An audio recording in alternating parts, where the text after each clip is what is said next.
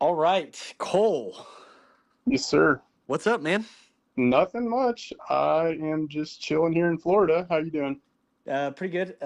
Doing some research. I wanted to call you because in a video that I am currently making, I am talking about a certain thing that happened, and I just wanted to see if you could give your side of that story. I know it was a couple of years ago, but I just wanted to see unprompted, unrehearsed. We didn't discuss this beforehand. I just wanted to get your viewpoint of succinctly, you don't have to go into detail, of the Mars remote viewing episode. Yeah.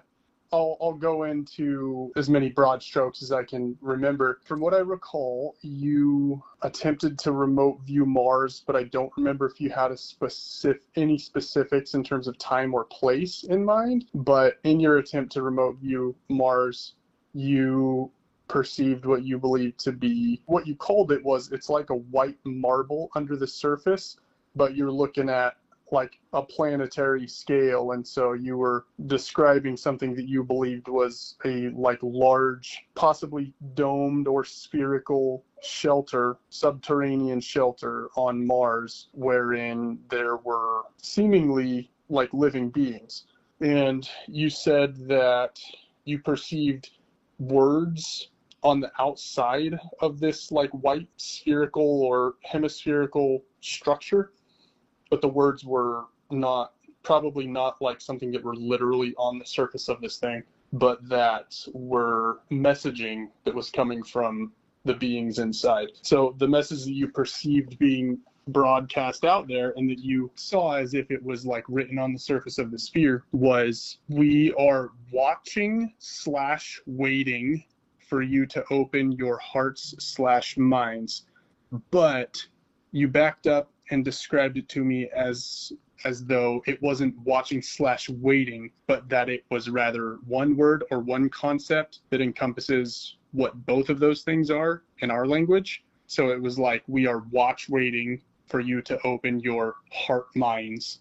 So kind of more, I guess, inclusive singular words from whatever language this came from. And that took on a real interesting meaning to us maybe like a couple days or maybe a week later, because we were reading the declassified CIA Mars remote viewing document that's on their reading room website. Anyway, we were I think both of us had encountered it before, but like not in many years. At the very least I had seen it before, but we were just like reading it because I think we were on a Mars kick. We were like, yeah, we should check that out and just comb it for good information. And while we're reading it, we noticed this part that's like just absolutely unimportant, easy to gloss over, probably wasn't important to them, probably hasn't been important to anyone else that's ever read it, but we're reading it, and what Joe is dictating as he's seeing these images in this remote viewing session, what's recorded from his dictation. So he sees these beings in some sort of shelter. He describes a different shelter than what you saw, but nevertheless he sees beings,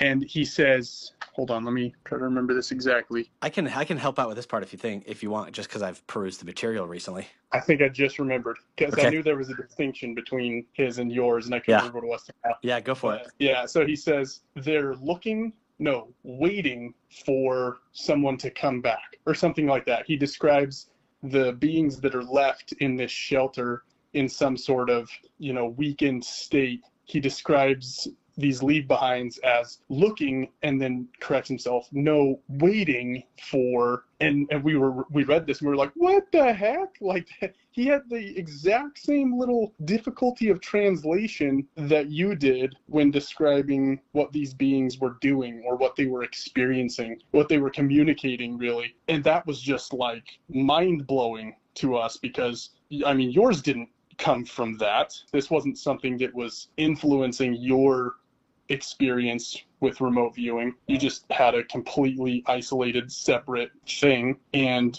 in reviewing this material, we see like the exact same little word difficulty, translation difficulty happen to someone else. And yeah, for me anyway, it was like I didn't necessarily place a value on what came out of your remote viewing session in terms of like how likely to be true or accurate it was. I just kind of took it for what it was. I hadn't weighted it yet.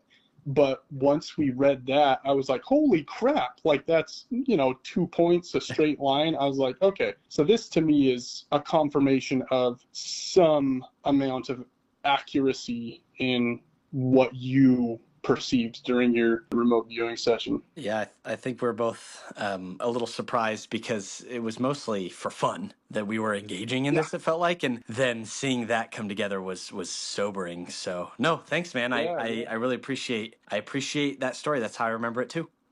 sweet, yeah.